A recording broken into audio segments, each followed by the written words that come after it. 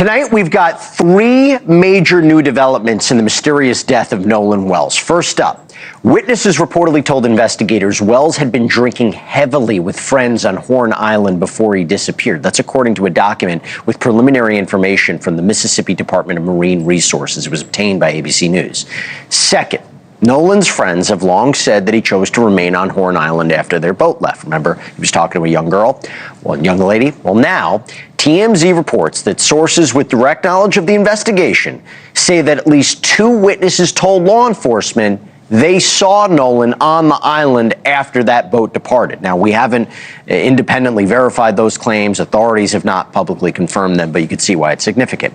Third, we've played brief excerpts of this distress call that were made from the boat on the show before, but now there is a longer version of the recording that has been released by the Mississippi Department of Marine Resources. It was aired by multiple local news outlets. In the call, a teen tells a sea tow dispatcher that the boat's bilge pump has failed, that the boat is sinking. And throughout the call, you can hear this commotion and multiple voices in the background. TMZ then took that same recording and enhanced the audio. The outlet says that some people believe that when you hear this or when you listen to it, they can hear, "Is he dead?" along with other phrases, including Nolan, check his chest, wake up. So we want to play you clips from both versions. First, here's the original recording. Detail assistance, Vicky speaking. How can I help you? Hey, we're at the west tip of Horn, and our bilge pump stopped working. We're sinking. Can you all please come? We have a membership. All right, of course. How far is the water coming up, sir? Can you give me a description? Okay, now here's TMZ's enhanced version of that same recording.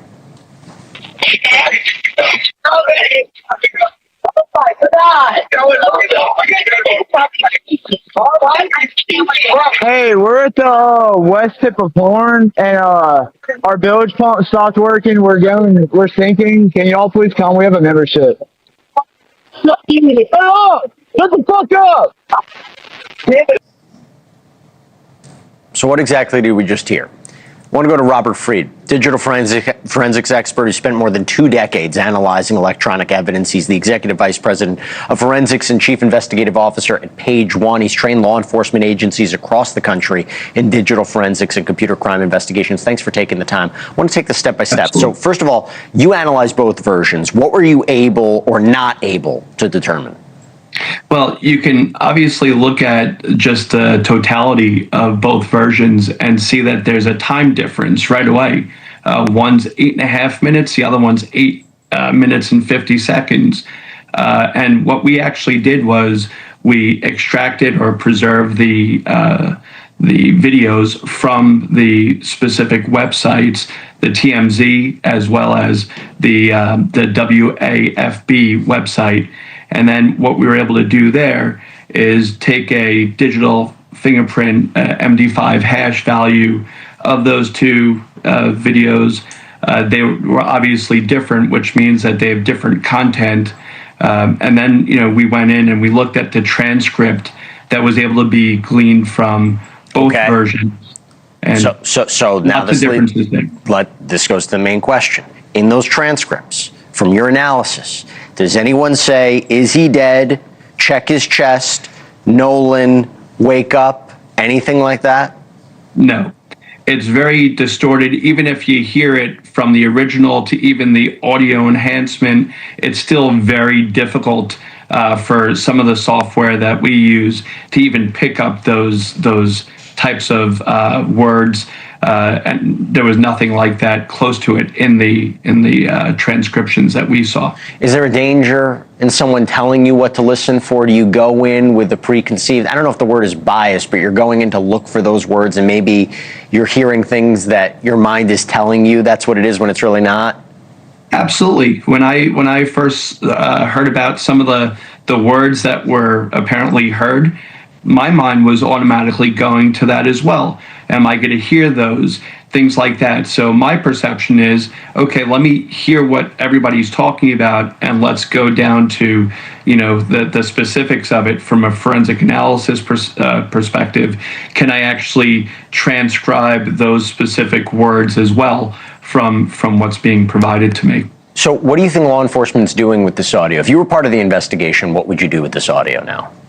I would want to go and make sure that I have the data from the original source. You know, what generated this audio recording? Let me go to the source. Because if I'm looking at different variations, you can even see, Jesse, that there's redactions in those audio recordings.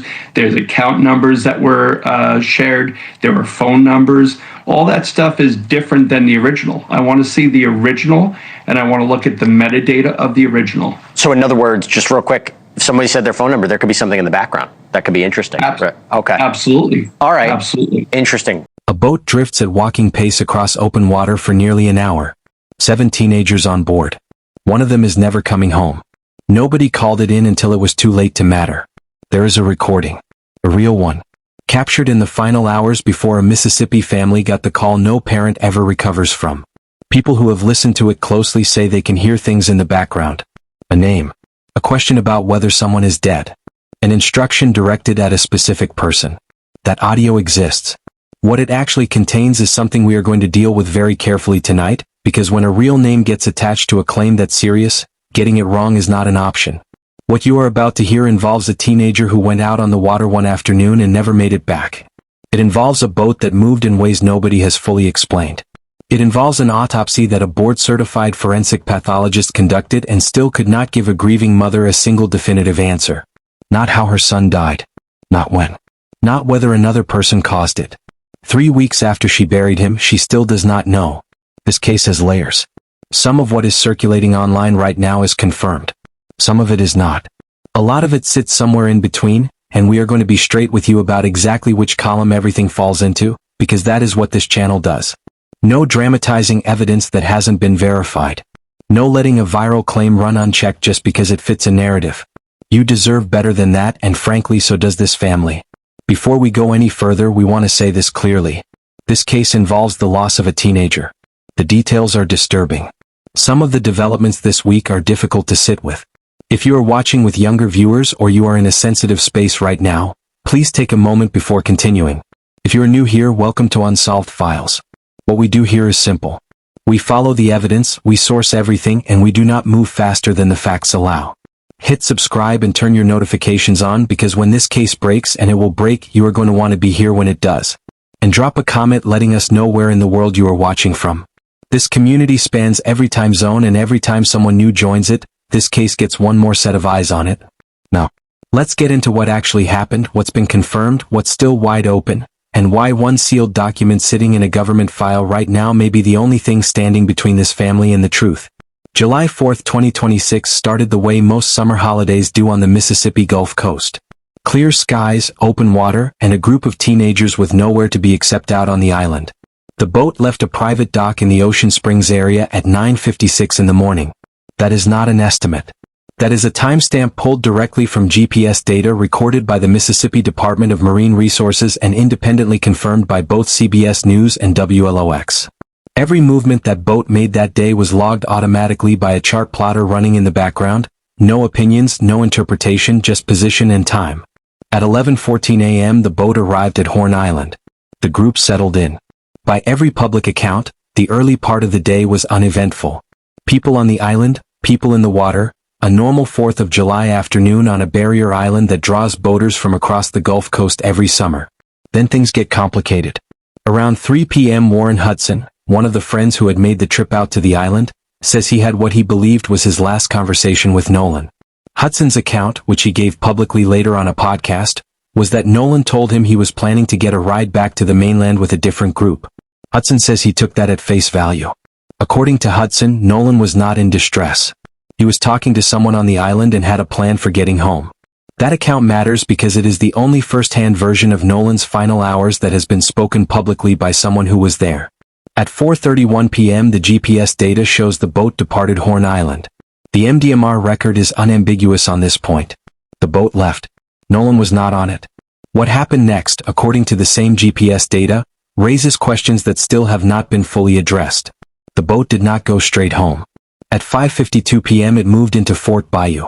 Warren Hudson's account, and the account later given by his mother Judge Ashley Cole, is that this stop was to deal with a mechanical problem. The bilge pump had failed and the boat had been taking on water.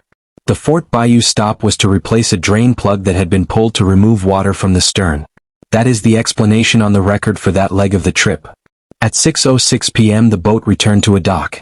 Then at 7:19 p.m., according to the MDMR data confirmed by CBS News, the boat arrived at the Fort Bayou boat launch.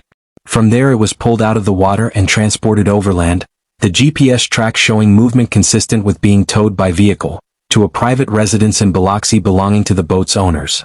That is nearly 3 hours of movement after leaving the island. One stop with an explanation on record. The rest of the evening accounted for by GPS but not yet fully addressed in any public statement from anyone who was on that boat. Back on the mainland, Christine Wansley was waiting for her son. Around 11 p.m. she received a phone call from one of Nolan's friends. That call told her Nolan had not come back with the group. At midnight she filed a missing persons report with the Jackson County Sheriff's Office. When Sheriff John Ledbetter spoke publicly about what investigators understood at that stage, his position was that Nolan appeared to have chosen to stay on the island. That was the initial framing from law enforcement. Elmore Wansley, Nolan's father, addressed that framing directly on CBS Mornings. He did not hedge. He said Nolan would not have stayed on that island alone. He said that was not who his son was. He said if you leave with Nolan, Nolan comes back with you. And he made one additional point that the family kept returning to in the days that followed. Nolan left his cell phone behind. His father said that alone told him everything he needed to know about whether this was a choice. 2 accounts. 1 island. No one who can ask Nolan what actually happened. While the GPS data tells us where the boat went, a separate recording tells us something about the state of things on that boat before it ever left the island. On July 25, 2026, the Mississippi Department of Marine Resources released audio of a call made from the boat to Sea Tow, a private marine assistance company, around 4 p.m. on July 4th. This is not a 911 call. It is not a law enforcement recording. It is a distress call made to a towing service by a teenager whose boat was in trouble.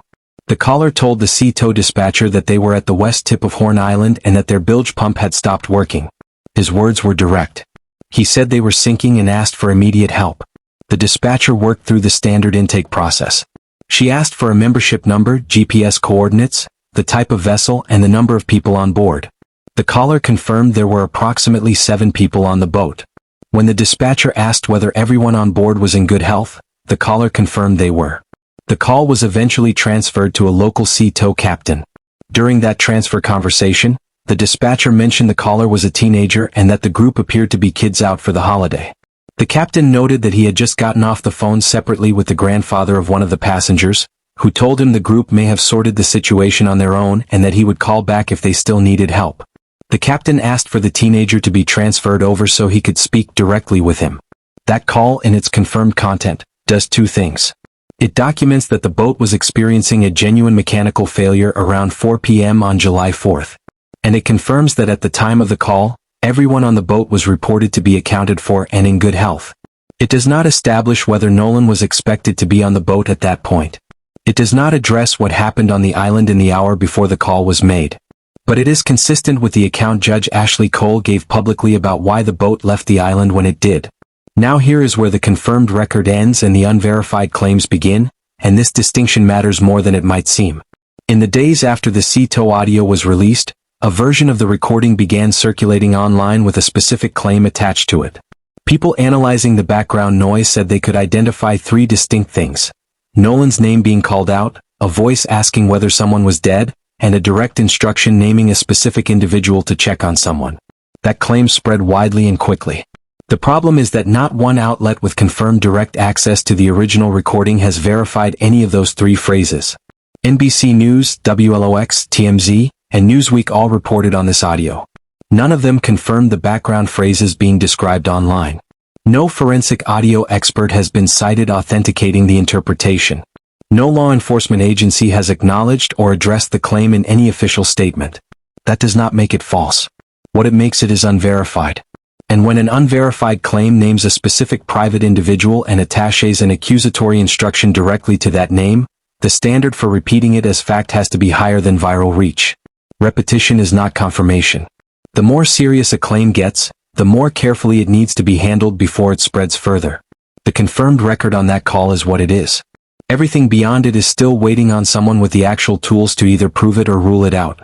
When Christine Wansley filed that missing persons report at midnight on July 4th, the clock started on what would become a multi-agency search across one of the most remote stretches of water on the Mississippi Gulf Coast. Horn Island is not easy terrain to search.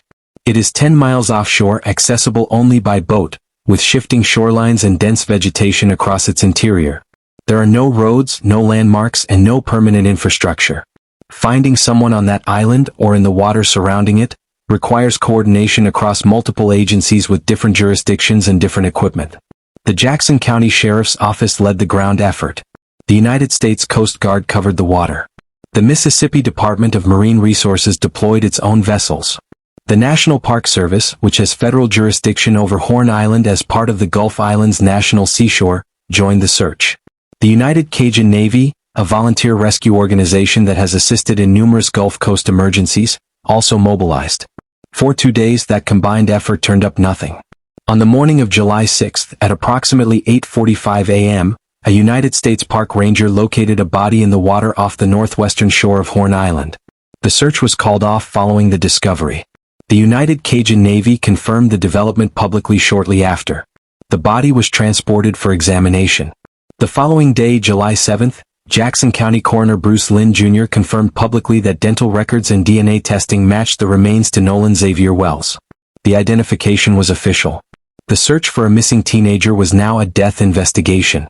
An autopsy was conducted by the Mississippi State Medical Examiner's Office on July 7th.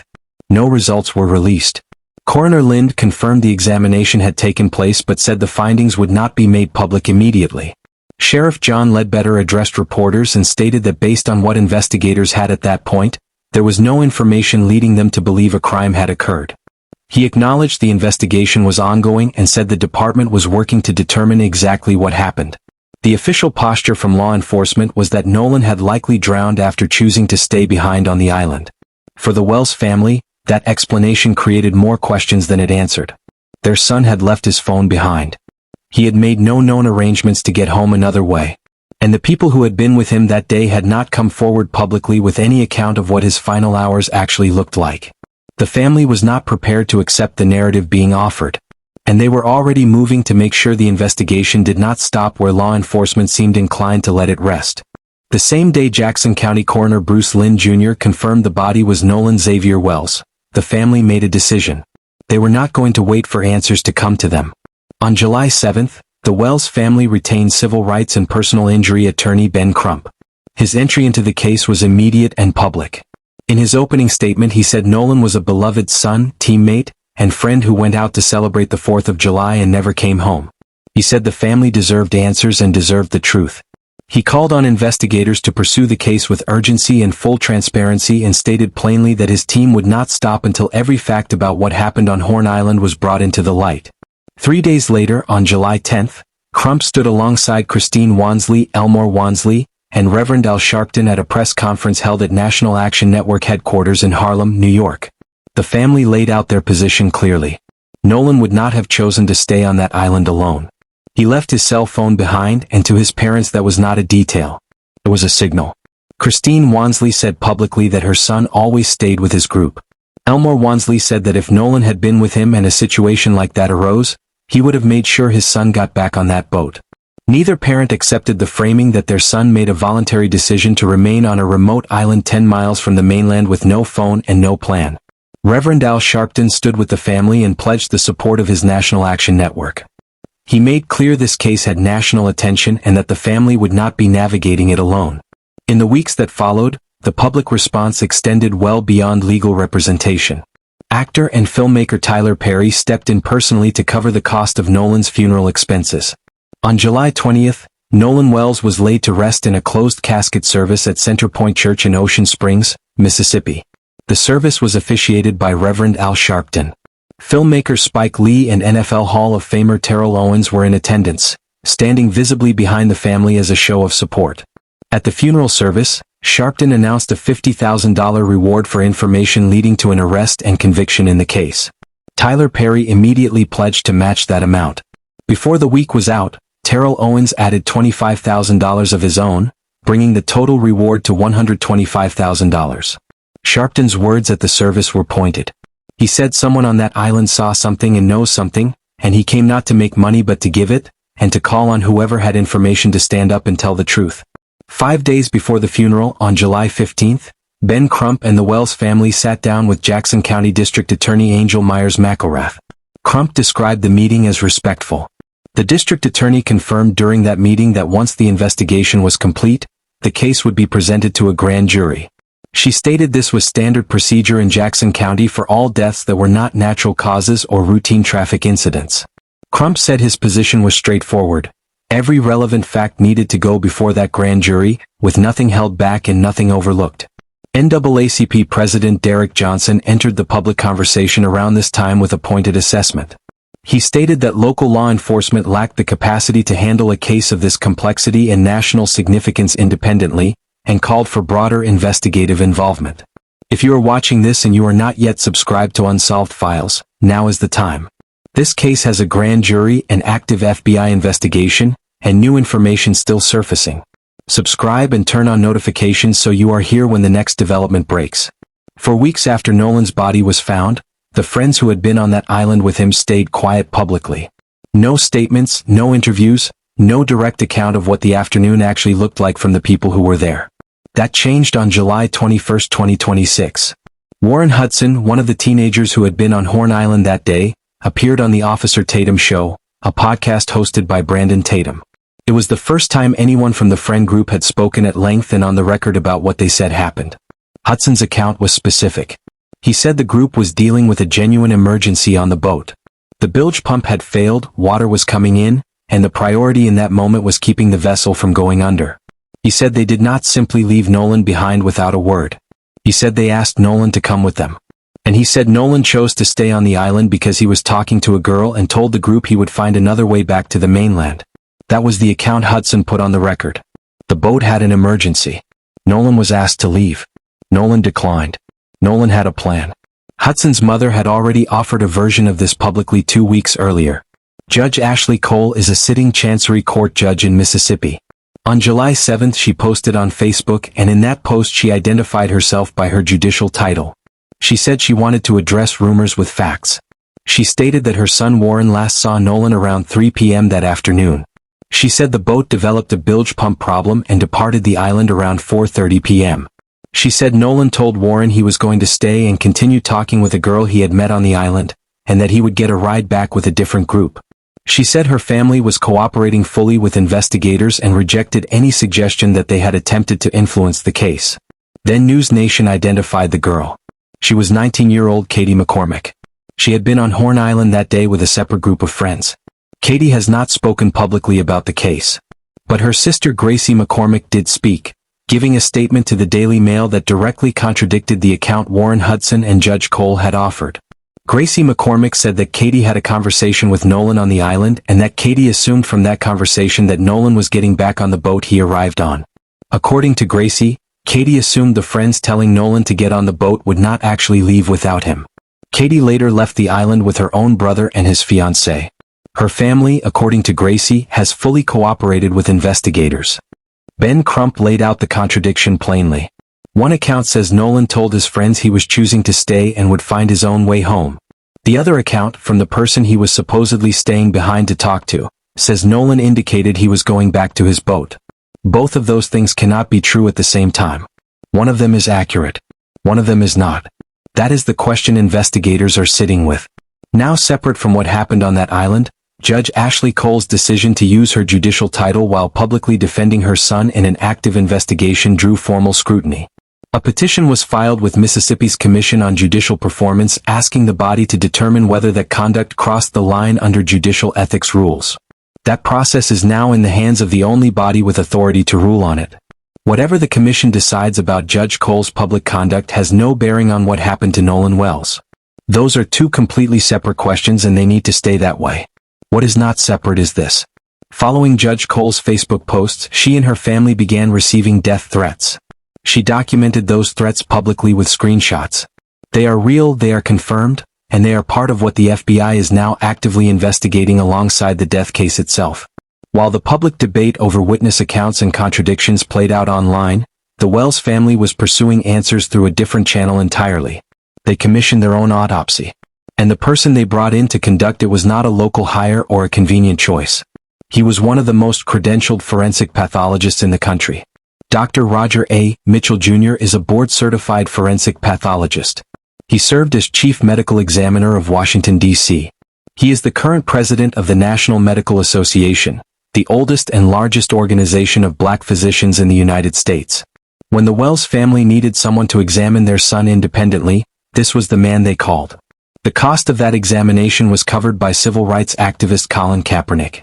Dr. Mitchell performed the second autopsy on July 10th, 4 days after Nolan's body was found and 6 days after he disappeared. By the time the body reached Dr. Mitchell in Washington, D.C., 2 significant things had already happened to it. The state medical examiner had conducted the first autopsy on July 7th, which involved removing, dissecting, and returning the organs to the body cavity as part of standard examination procedure. And in the days between discovery and the second autopsy, significant decomposition had occurred.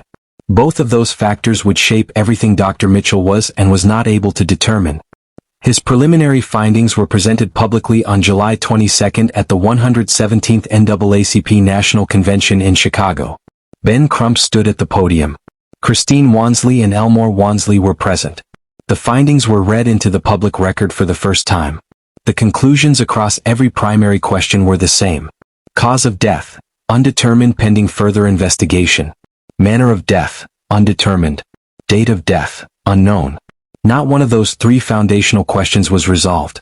All 3 remained open. But the report was not empty. It contained a specific physical observation that has drawn significant attention since its release.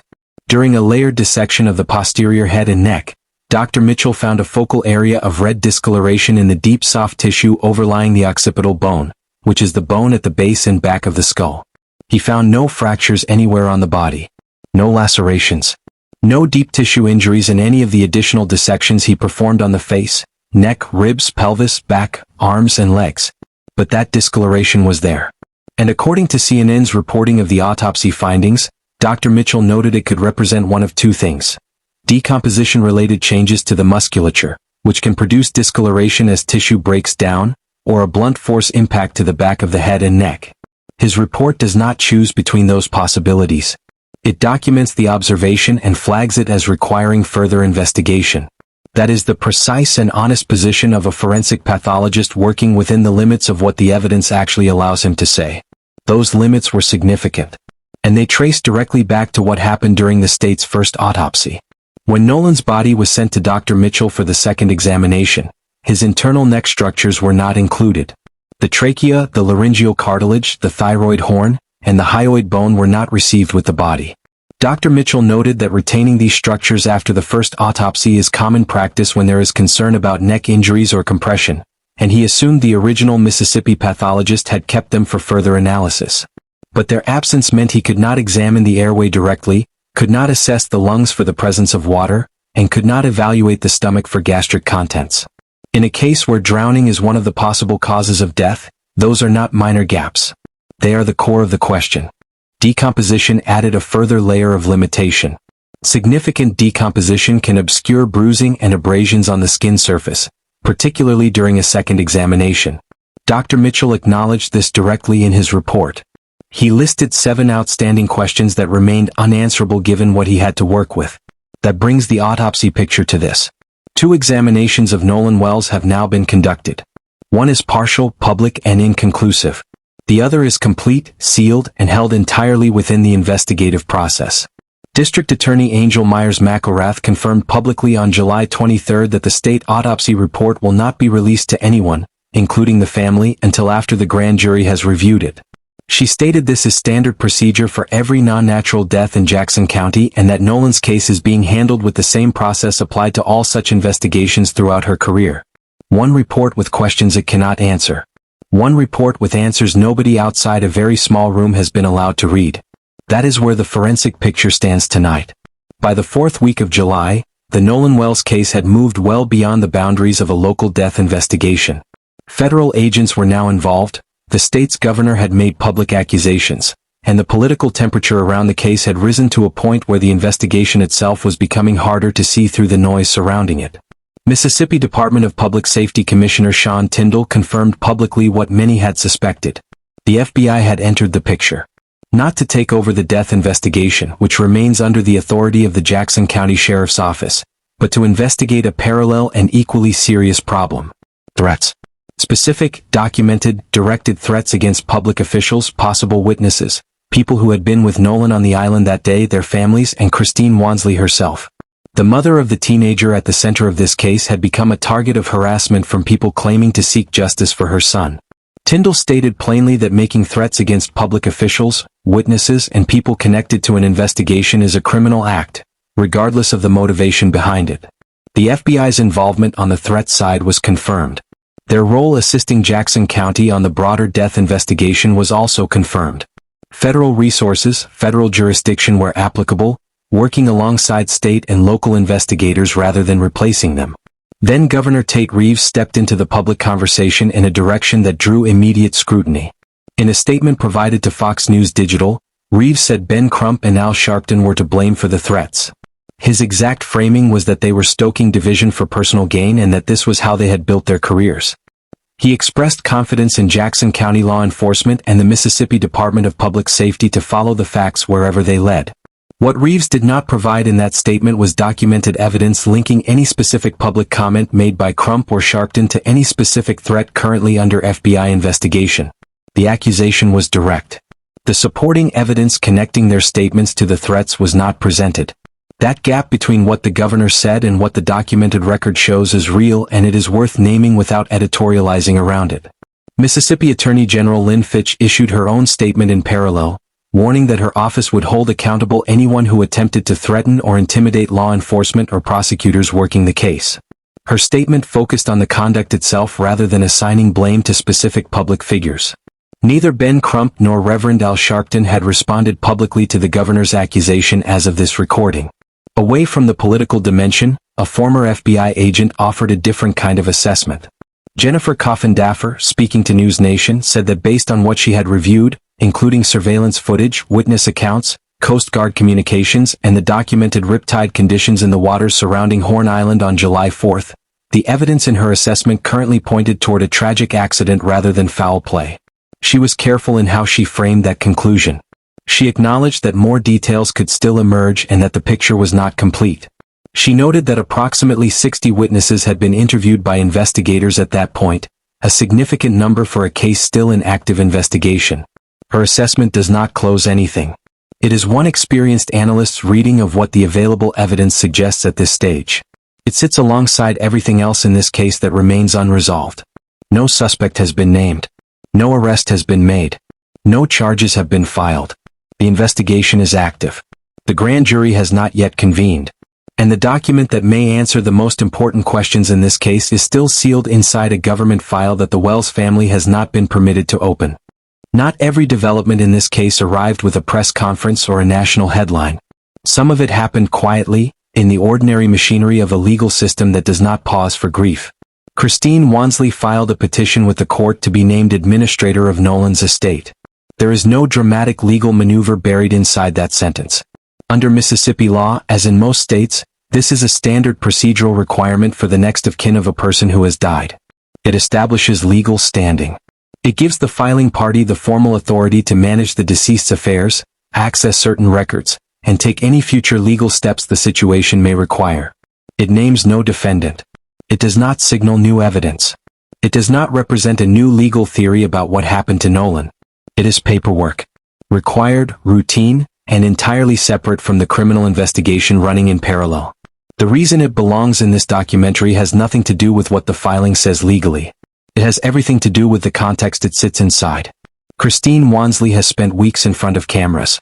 She has done press conferences alongside one of the most prominent civil rights attorneys in the country. She has spoken publicly about her son's character, corrected the official narrative about his final hours, and stood at a podium in Harlem while the country watched. She has done all of that while simultaneously being required by the court system to prove her own standing over her own child's affairs on paper, in front of a judge, through a formal legal process. The system did not hand her that authority because she is his mother. It required her to file for it, to show up, to prove it. She did that. Without cameras. Without a statement released afterward. That filing sits alongside press conferences and reward funds and forensic reports as one more thing this mother was required to do, while the autopsy that might finally tell her how her son died remains sealed in a file she has not yet been permitted to read.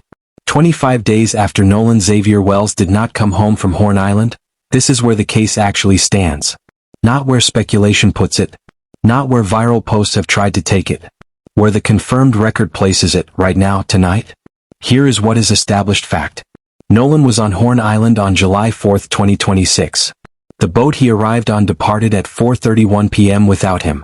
That departure is logged by GPS data from the Mississippi Department of Marine Resources, confirmed independently by CBS News and WLOX. His body was found in the water off the northwestern shore of Horn Island on the morning of July 6, identified through dental records and DNA by Jackson County Coroner Bruce Lynn Jr. on July 7.